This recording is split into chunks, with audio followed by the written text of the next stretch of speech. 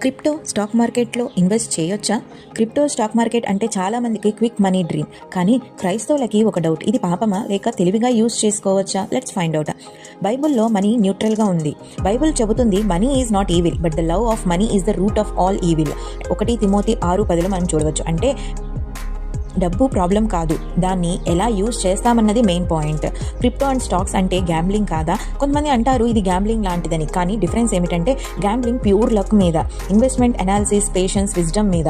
So gambling and investment ఒకటి కావు. Risk and greed check చేయాలి. క్రిప్టో స్టాక్స్ హై రిస్క్ ఉంటాయి. బైబిల్ చెప్పింది be wise like serpents. Matthew 10:16 మనం చూడవచ్చు. ఎక్కువగా క్విక్ రిచ్ డ్రీమ్స్ మీద ఇన్వెస్ట్ చేస్తే అది గ్రీడ్ అవుతుంది, కానీ వైజ్లీ డిసిప్లైన్తో చేస్తే అది స్టివర్డ్షిప్ అవుతుంది.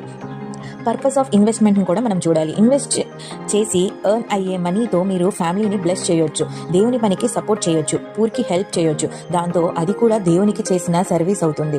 క్రిప్టో స్టాక్ మార్కెట్లో ఇన్వెస్ట్ చేయొచ్చు, కానీ జాగ్రత్తగా, ప్రార్థనతో, లోభం లేకుండా.